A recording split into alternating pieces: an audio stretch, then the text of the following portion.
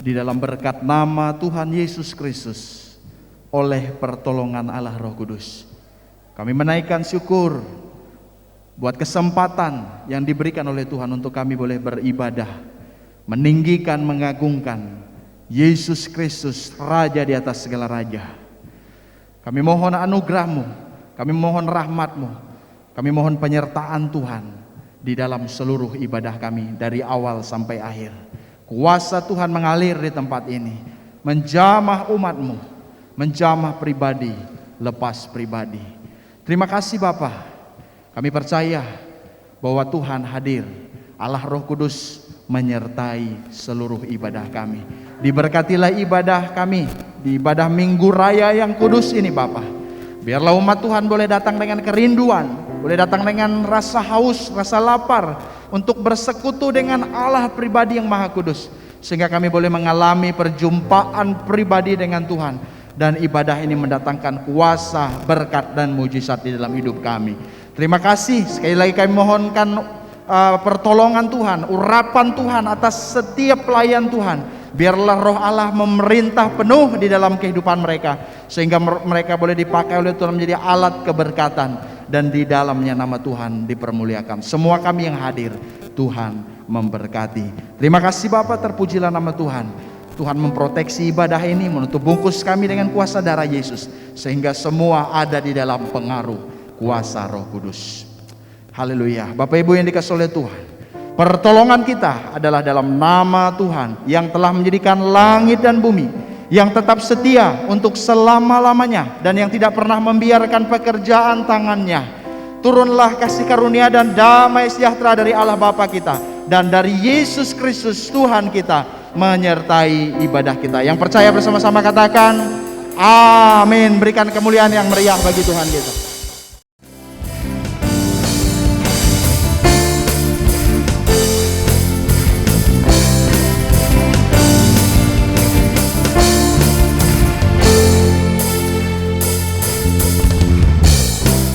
Tuhanku maha besar, Tuhanku maha kuasa, Raja segala raja. Dia takkan tergoyahkan, Dia takkan terkalahkan, Dia hidup dan berkuasa. Serukan namanya, Yesus Tuhan Raja, segala kuasa tunduk dalam namanya. Dia luar biasa, perkasa mulia, Yesus nama di atas segala nama. Haleluya.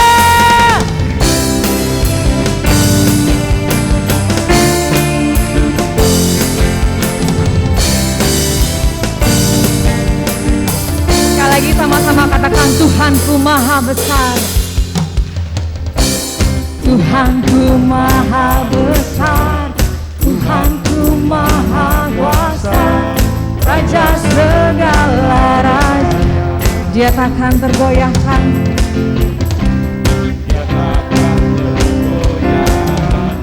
Dia takkan terkalahkan, Dia hidup dan berkuasa.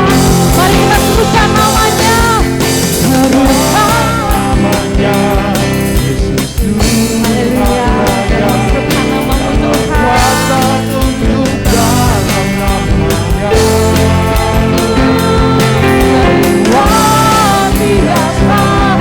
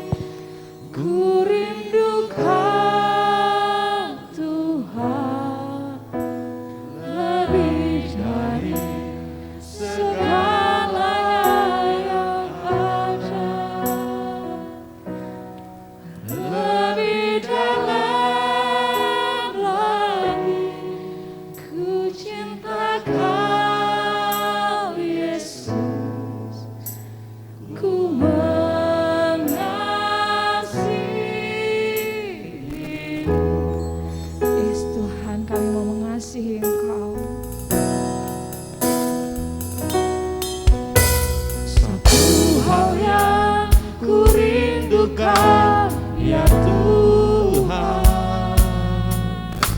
selalu berada di dekatmu. dengan segenap hati kami Tuhan, Dengan segenap hati, dengan segenap jiwa, ku menanti di hadirat-Mu.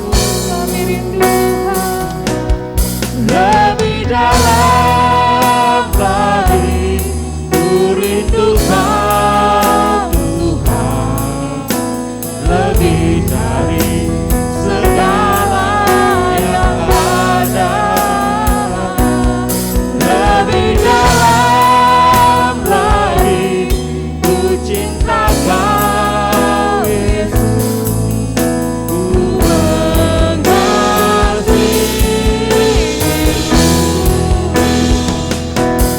lebih dalam lagi, ku rindu Kau Tuhan, lebih dari segala yang ada.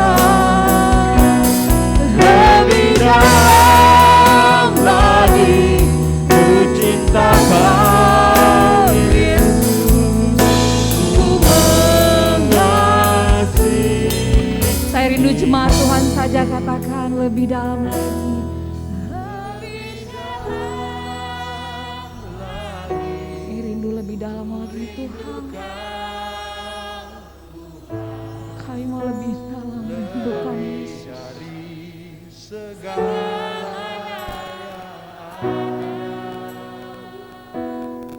lebih dalam lagi, ku cinta Kau Yesus, ku mengasihi.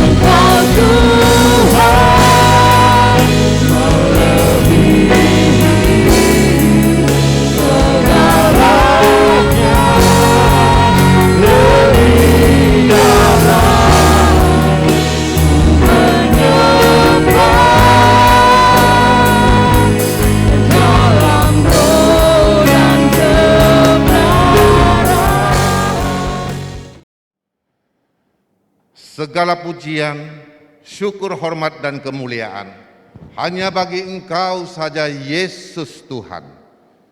Satu-satunya nama di kolong langit ini yang diberikan kepada kita semua untuk pengampunan dosa. Dia dan Bapa adalah satu. Dia adalah Allah. Dialah yang harus kita sembah. Dialah segala-galanya bagi kita. Tuhan Yesus, pagi hari ini, sebentar firman-Mu akan diberitakan. Firman miliknya Engkau Tuhan, bukan firman dari pikiran manusia. Biarlah Roh Kudus sendiri menuntun, membimbing. Hamba hanya sebagai alat untuk pemberitaan firman Tuhan Yesus pada pagi hari ini. Dan semua sidang jemaat yang hadir di tempat ini pada saat ini Tuhan, rindukanlah hati mereka. Tuhan berkati telinga mereka menjadi telinga murid untuk mendengar ya Tuhan. Biarlah hati mereka menjadi tanah yang subur untuk benih-benih firman. Boleh jadi firman ini mereka sudah dengar. Firman ini bukan yang baru, tetapi firman Tuhan Yesus selalu baru. Firman Tuhan Yesus selalu menguatkan dan menjadi penopang di dalam kehidupan kami. Terpujilah bagi nama-Mu Tuhan, berfirmanlah, kami siap untuk mendengarkannya. Di dalam nama Tuhan Yesus Kristus, Raja di atas segala raja, Juru Selamat kami satu-satunya, kami berdoa dan berserah. Sama-sama yang beriman katakan, amin. Silakan duduk Bapak Ibu Saudara sekalian. Pengkhotbah pasal 1, 9, 10 dikatakan begini, apa yang pernah ada akan ada lagi. Apa yang pernah dibuat akan dibuat lagi. Tak ada sesuatu yang baru di bawah matahari. Adakah sesuatu yang dapat dikatakan, lihat ini baru.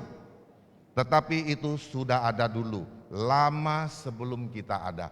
Nah, saudara sekalian, jadi kita lupakan sejenak soal pandemi ya. Pandemi itu ada atau tidak, persoalan yang kita hadapi semua kurang lebih. Cuma bentuk persoalannya aja yang berbeda. Enggak ada pandemi, ada masalah juga kok. Dari sepanjang zaman kehidupan manusia, karena manusia telah jatuh dalam dosa, manusia selalu berhadapan dengan masalah dan masalah. Jadi kita jangan dibohongi oleh dunia ini yang sengaja menggunakan pandemi ini untuk merontokkan iman kita sebagai anak-anak Tuhan. Karena kita tahu firman Tuhan berkata, itu bukan baru kok, cuman saya mungkin waktu kejadiannya pada waktu dulu, saya nggak ada di situ. Dan hari ini bukan sesuatu yang baru. Dan firman Tuhan tetap adalah pegangan kita. Mau dia pandemi atau tidak ada pandemi, masalah bukan masalah. Karena Tuhan kita di atas dan lebih besar dari segala masalah. Ada amin saudara?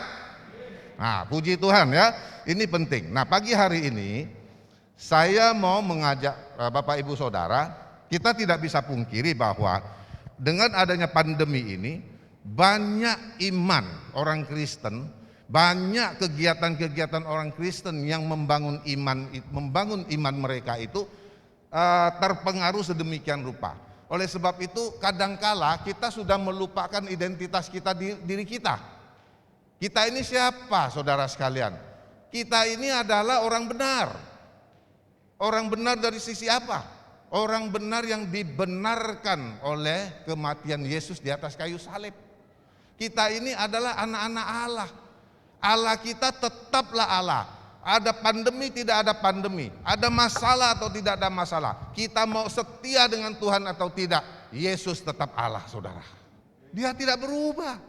Oleh sebab itu kita harus kembali meneguhkan identitas kita pada pagi hari ini. Percayakah Bapak Ibu Saudara bahwa hari ini Tuhan Yesus ada bersama dengan kita dalam pribadi Roh Kudus, itu sudah kembali ya, melihat kita semua ini dalam konteks sebagai orang-orang benar.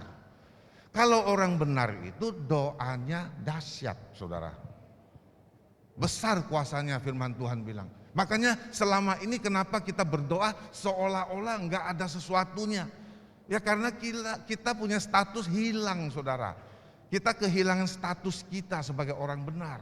sebagai orang yang sudah ditebus dosanya oleh Tuhan Yesus, sebagai anak-anak Allah yang luar biasa. Nah, puji Tuhan ya, kita sudah sepakat.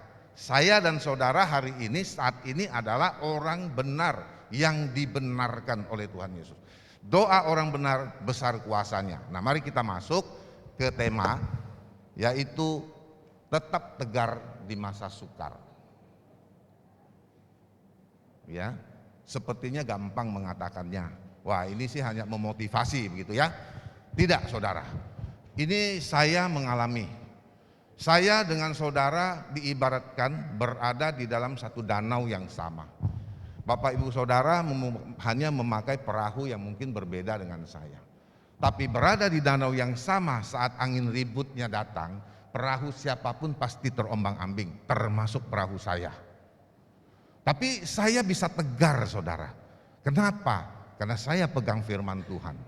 Karena firman Tuhan ini benar-benar tidak pernah berubah, saudara.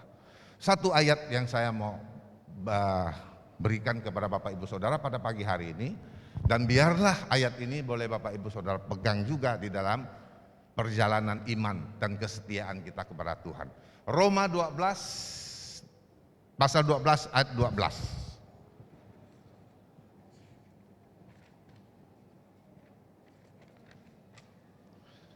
Itu bunyinya begini, bersukacitalah di dalam pengharapan, bersabarlah di kala kesesakan, dan teruslah bertekun di dalam doa. Nah, ini luar biasa firman Tuhan yang ini begitu menguatkan saya, saudara. Di dalam saya menghadapi segala persoalan, di dalam segala permasalahan, saya selalu ingat firman Tuhan ini. Roma 12 ayat 12. Bersukacitalah di dalam pengharapan, bersabarlah di kala kesesakan, dan teruslah bertekun di dalam doa. Nah, Bapak Ibu Saudara pasti bertanya, lah sekarang dalam situasi kayak seperti ini, persoalan begitu banyak, ya, barang-barang makanan ya ibu rumah tangga bilang naik, sementara penghasilan tidak bertambah, ya. Kemudian banyak kita punya kebebasan-kebebasan itu tersekat, ya, terpotong, ya. Kemudian ada begitu banyak hal. Bagaimana mau bersukacita, ya? Orang yang sudah punya rencana sekian tahun anaknya mesti lulus dan sudah punya rencana begini begitu terhambat. Ya. Usaha pekerjaan yang direncanakan dengan begitu luar biasa bukannya maju, malah turun, ya. Deposito, tabungan yang kita rencanakan kalau sesuai dengan rencana akan tambah sampai tahun sekian, kita mau beli ini beli itu, semua rontok, semua kacau balau. Bagaimana bisa bersukacita? Nah, ini rahasianya Bapak Ibu Saudara. Kalau andai kata kita percaya ini adalah firman-Nya Allah, ya. Alkitab ini firman Allah, dan dia adalah pedoman hidup kita dan petunjuk penuntun hidup kita. Saya percaya semua hal yang terjadi di dalam hidup Bapak Ibu Saudara itu ada jawabannya di sini. Nah, persoalannya kita membacanya atau tidak, begitu loh. Nah, kita jujur ya, nggak apa-apa. Ya, bukan berarti berapa lama kita menjadi anak Tuhan, seberapa rajin kita melayani, seberapa sibuk dan lain sebagainya. Tetapi kalau kita sendiri tidak mengerti dan tidak baca ini firman Tuhan, mendapatkan halangan, mendapatkan tantangan dalam kesesakan, kita juga sama seperti orang-orang lain, saudara. Jadi Yohanes pasal 14 ayat 1 di situ dikatakan begini. Kita buka lah ya sebentar, gak apa-apa ya. Kalau belajar firman itu memang harus sabar gitu ya. Ini penting, saudara. Ini hal-hal yang sangat krusial di dalam kehidupan kita menjadi anak Tuhan. Jadi kita perlu tahu banyak rahasia yang Tuhan berikan kepada kita di dalam kita menjalani kehidupan kita sebagai anaknya, sebagai orang-orang benar. Jadi kalau pengharapan yang kita taruh, pengharapan yang kita susun itu semua pengharapan yang berkaitan dengan yang ada di bawah matahari ini, sia-sia. Karena firman Tuhan bilang segala yang di bawah matahari ini adalah seperti menjaring angin, kesia-siaan belaka. Nah itu tadi, karena dia berubah terus.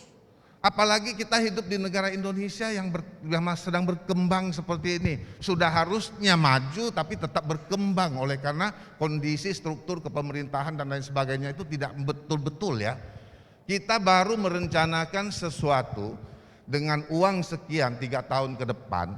Karena terjadi fluktuasi ekonomi, inflasi, devaluasi dan lain sebagainya. 3 tahun uangnya sampai, nilainya cukup. Apa yang mau dibeli sudah tidak dapat lagi. Jadi memang kita mesti perlu punya formula yang luar biasa hidup di Indonesia ini. Tapi orang Indonesia ini kalau orang luar negeri bilang paling hebat katanya. Tuh.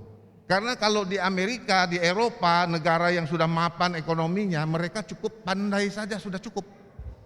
Tapi kalau di Indonesia kita harus pandai tidak cukup saudara. Harus pandai-pandai, nah, begitu. Baru bisa memenuhi segala sesuatu kekurangan yang ada di dalam kehidupan kita sehari-hari. Tapi hati-hati, kalau pandai-pandai tidak berdasarkan firman, bahaya saudara. Memang keselamatan belum tentu hilang ya, tapi yang jelas damai sejahtera hilang. Hidup tidak punya kekuatan, begitu saudara. Oke, kita kembali ke pengharapan tadi. Kalau pengharapan kita bukan yang ada di bawah matahari yang fana, kita tetap bisa bersuka cita.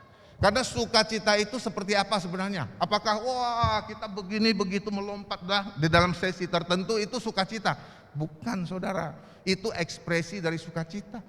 Sukacita sebenarnya itu adalah sukacita yang Tuhan bilang itu adalah suasana hati yang nyaman, riang gembira, terasa aman, tentram, dan itu berkelanjutan, bukan saat-saat tertentu saja. Waktu tadi WL mengajak kita nyanyi, dia bisa begitu hebatnya ya, Roh Kudus membawa dia supaya kita masuk ke dalam penyembahan. Waduh, kita merasa ada sukacita. Begitu pulang lagi ke rumah kita, hilang sukacitanya. Itu bukan demikian sukacitanya saudara, Bapak Ibu Saudara.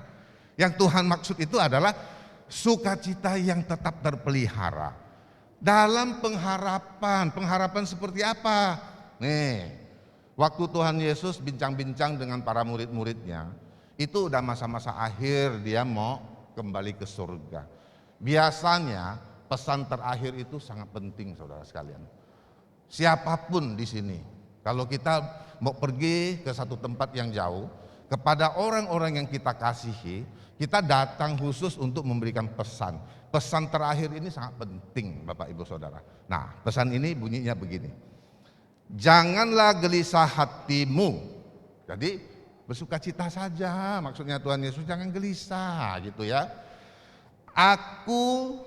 Percayalah kepada Allah. Percayalah juga kepadaku. Di rumah Bapakku banyak tempat. Jika tidak demikian, tentu aku tidak mengatakannya kepadamu. Sebab aku pergi ke situ untuk menyediakan tempat bagimu. Dan apabila aku telah pergi ke situ dan telah menyediakan tempat bagimu, aku akan datang kembali dan membawa kamu ke tempatku. Nah ini pengharapan yang Tuhan mau, yang membawa kita tetap bersukacita. Mau dunia ada pandemi, mau kita ada menghadapi di saat-saat tertentu keadaan ya, ekonomi kita, pendidikan kita, kesehatan kita, keluarga kita, relationship dengan teman, semua itu tidak akan mengambil dan merebut sukacita yang Tuhan beri pada kita. Apabila pengharapan kita adalah bertemu dengan Tuhan dan tinggal di rumah yang Tuhan sediakan bagi kita.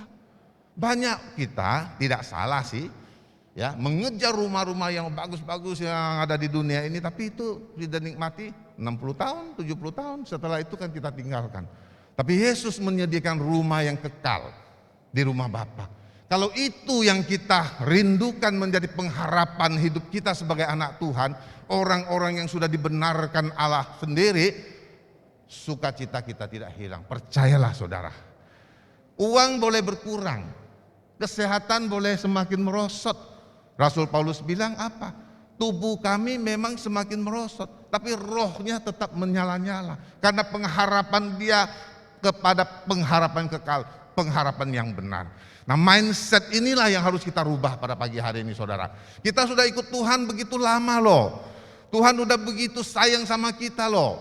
Dia sudah mengorbankan darah dan nyawanya loh. Kehormatannya, ya, kemuliaannya dihina, dianiaya, dia rela demi untuk menyelamatkan kita. Tapi kenapa kita tidak ambil pesan terakhir dia yang dia berikan supaya sukacita dalam kehidupan kita itu terpelihara. Jadi kalau sebagai anak Tuhan sama saja kita dengan orang dunia yang lain. Ya, Tuhan tidak salah, Alkitab tidak salah. Yang salah adalah mindset dan pemahaman kita, Bapak Ibu Saudara. Dan pagi hari ini benar-benar terimalah itu. Ya, coba laksanakan. Nah, nanti sesi berikutnya, tahapan berikutnya, Tuhan memberikan tools, Tuhan memberikan formulasi, Tuhan memberikan sesuatu yang luar biasa, yang bukan Tuhan bilang begini, sesuatu yang tidak mungkin kita dapatkan. Bisa, saudara. Nah ya, kalau kita sudah tahu itu, pengharapan kita sekarang bukan difokuskan kepada pengharapan fana yang sementara yang ada di dunia ini. Tapi pengharapan kita adalah pengharapan yang kekal. Pengharapan bertemu muka dengan Tuhan. Sama seperti teman atau orang tua kita, kerabat kita. Dia pergi, dia meninggalkan alamat sama kita. Enggak ada apa-apa. Karena dia pergi ternyata itu dia kere. Dia sangat kere, dia tidak punya apa-apa. Dia bilang saya mau pergi ke kota ini. Nah, dia hanya meletakkan satu alamat, saudara, bagi kita. Suatu hari, melewat satu waktu yang sangat panjang. Karena satu hubungan yang baik. Ada kerinduan yang begitu besar antara dia dengan kita. Dan ada kesempatan tentu kita akan pegang alamat ini untuk mencari dia. Bukankah begitu, saudara? Dan Yesus juga begitu. Dia pergi bukan meninggalkan kita. Bukan tidak mau peduli lagi sama kita. Tetapi dia pergi ke rumah Bapa, menyediakan rumah karena di sana banyak tempatnya. Dan kita harus percaya ini sebagai iman kita. Dan kita akan memperoleh sukacita itu di dalam kehidupan kita. Jadi bersukacitalah di dalam pengharapan yang benar, saudara. Bersabarlah di kala kesesakan, itu tahap yang kedua berikutnya. Sabar. Apa itu kata sabar? Apa sih artinya sabar tuh? Sabar, enak aja kamu ngomong sabar. Ngomong sih gampang, saya ini udah begini begitu. Wah, begitu kan? Saya ingat itu, waktu saya masih muda ya kan. Anak saya kan 4, cewek semua. Umur lahir 87, 88, 91, 95. Jadi waktu usia yang besar itu umur 5 atau 6-7 tahun, adiknya kan dibawa itu semua. Waduh, saudara sekalian di rumah itu kayak kapal pecah. Tapi saya ini orangnya sabar. Nah, puji Tuhan saya dikaruniai sabar gitu. Tapi istri kita, saudara. Nah, ibu-ibu nih yang punya anak kecil ya, pasti tahu itu. Waktu kita pulang, anak-anak itu ya kita cuma kasih dia lip service lah kayaknya gitu. Tapi yang jujur dari hati. Waktu pulang kita peluk anak-anak kita. Nah, ibunya yang sewot. Waduh, bapaknya sih enak. Pagi keluar, pulang-pulangnya jadi the best papa gitu. Sabar ma, sabar katanya. Aku ini bukan malaikat loh katanya gitu. Saudara, ini kejadian benar loh. Waktu saya renungkan perkataan istri saya itu ya, saya berpikir puji Tuhan juga dalam doa saya, bersyukur pada Tuhan. Kalau istri saya masih manusia, jadi dia juga butuh. Jadi kalau dia tidak bisa sabar, dia kadang-kadang emosi, kadang-kadang marah, Tuhan pasti mengampuni dia karena dia manusia. Yang nomor 2, saya bersyukur dia bukan malaikat. Kalau dia malaikat yang tidak sabar, aduh Pak, matilah saya Pak. Betul tidak? Jadi puji Tuhan, tidak gampang untuk menjadi sabar. Tapi Alkitab berkata, sabar di dalam kesesakan. Kalau engkau ingin tegar di dalam di masa sukar, sabar. Selain bersukacita. Begitu, ya. Jadi gimana cara sabar? Sabar itu artinya tenang, tabah, ya, tulus, ikhlas dan rela menjalani kehidupan ini. Jadi Bapak Ibu Saudara, ada banyak hal yang kita tidak bisa memilih. Kita sudah rencana begitu baik di dalam segala perencanaan yang baik, dari segala yang baik. Tapi situasi dan keadaan bukan akibat perbuatan kita, bisa tidak menjadi baik, menjadi tidak baik. Dan pada saat itu ya kita harus tenang, respon kita jangan berlebihan dulu, tabah, tulus, jalanin dulu. Gitu. Nah, firman Tuhan berkata begini, ada contohnya. Makanya saya bilang Alkitab ini harus kita baca. Ada enggak sih orang yang di dalam Alkitab ini yang mengalami hal seperti kita gitu loh. Saya percaya Bapak Ibu Saudara, dia punya yang mengalami jauh melebihi yang kita alami. Tapi dia bisa sabar. Nah, kita lihat siapa? Habakuk. Habakuk, Saudara. Habakuk itu seorang nabi. Di dalam Habakuk 3 itu, di 3 ayat 17 8 sampai 19. Wah, ini mesti dibuka ya. Dia bilang begini, sekalipun pohon ara tidak berbunga, pohon anggur tidak berbuah, hasil pohon zaitun itu mengecewakan, ladang-ladang tidak menghasilkan bahan makanan, kambing domba terhalau dari kurungan, dan tidak ada lembu sapi dalam kandang. Loh, banyak loh usahanya dia loh Pak. Bapak Ibu Saudara lihat loh. Usaha pohon ara, kebun ara tak berbunga. Ya. Usaha kebun anggur tidak berbuah. Usaha kebun zaitun mengecewakan hasilnya. Ladang-ladang juga enggak ada hasil. Waduh, mesti seperti mau kiamat rasanya dong harusnya. Ya kan? Bahan makanan sudah enggak ada. Kambing domba terhalau dari kurungan. Dan tidak ada lembu sapi dalam kandang, berarti udah pok dia, pailit, sudah hampir habis. Tapi apa kata dia di ayat ke-18? Aku tetap beria-ria di dalam Tuhan. Nah, itu bentuk kesabaran. Contohnya, tapi kenapa dia bisa begitu? Karena penyandaran dia kepada firman Allah. Dia bersandar pada firman Allah. Tapi kalau kita tidak pernah baca ini firman Allah, dari mana kita tahu ada ayat atau contoh yang bisa kita jadi sandaran? Waktu kita punya usaha ini gagal, usaha itu gagal, usaha ini gagal, padahal kita masih punya uang. Kenapa kita stres? Kita stres karena bukan hanya uang yang berkurang, tapi kita stres karena gengsi kita. Wah, saya ini kan orang hebat. Saya kalau kerja ini kan tidak boleh gagal. Kalau ini gagal kedengaran orang, habislah saya. Nah, itu dulu tuh yang menjadi persoalan paling berat itu. Makanya kenapa ada slogan yang mengatakan bahwa keterbukaan itu awal dari pemulihan. Nah, apa saudara persoalan yang kita hadapi? Selama engkau simpan, engkau keep sendiri, hidupmu tak ada sukacita. Bagaimana bisa bersabar? Ya, karena tiap hari di pikiran, digendong sendiri, ketemu dengan orang jadi sasaran amarah emosi. Nah, itu. Jadi terbuka, harus berani terbuka. Terus di dalam 1 Tesalonika 5:18 dikatakan bersukacitalah senantiasa, tetaplah berdoa, terus mengucap syukurlah di dalam segala hal, sebab itulah yang dikehendaki Allah di dalam Kristus Yesus bagi kita. Bapak Ibu Saudara, ada nilai-nilai yang lebih tinggi yang harus kita gapai sebenarnya di dalam hidup ini.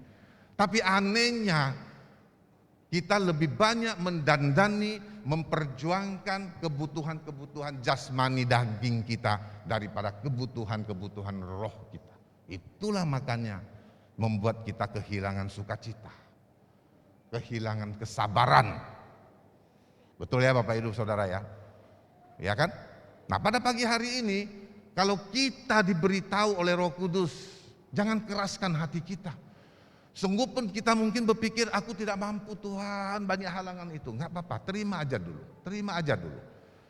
Roh Kudus bisa bekerja untuk menolong Bapak Ibu Saudara. Nah, kita masuk lebih dalam.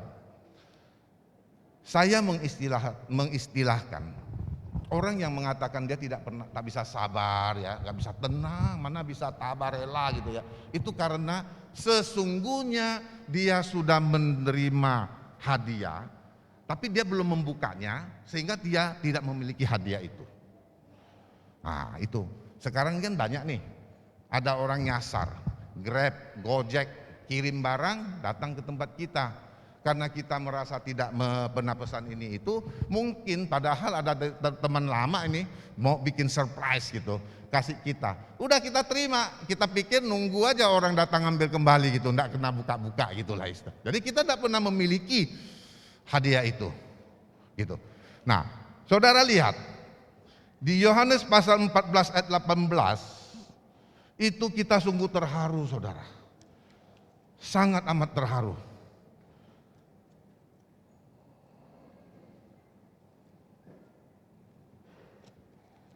Kenapa saya bilang terharu? Saya berpikir ya, saya tidak menemukan ada Allah yang sehebat dan sebaik dan begitu mengasihi sampai sedetil sekalipun. Kalau dia ada orang tertentu katakan begitu ya, udah berhasil nih mau pergi menggapai suatu anugerah, kadangkala itu udahlah yang kecil-kecil dia pusingkan, dia langsung pergi aja kan begitu kan. Tapi Tuhan Yesus tidak. Di dalam ayat 18 dia katakan begini, aku tidak akan meninggalkan kamu sebagai yatim piatu, aku akan kembali kepadamu. Ya, ayat 19, tinggal sesaat lagi dan dunia tidak akan melihat aku, tetapi kamu melihat aku, sebab aku hidup dan kamu pun akan hidup. Jadi saudara, Tuhan Yesus itu pergi menyediakan tempat bagi kita. Jadi ada banyak murid-murid pengikut para rasul itu salah sangka. Dia pikir Tuhan tidak sayang lagi, Tuhan pergi aja, waduh sekarang matilah kita punya sandaran sudah tidak ada. Maka Tuhan memberitahu lagi, menegaskan dan meneguhkan, aku tidak membiarkan kalian jadi yatim piatu. Artinya tidak ada emak, tidak ada bapak untuk menopang kalian. Rahasianya ada di sini. Ayat ke 14 dan sampai 17 itu. Balik ke 14.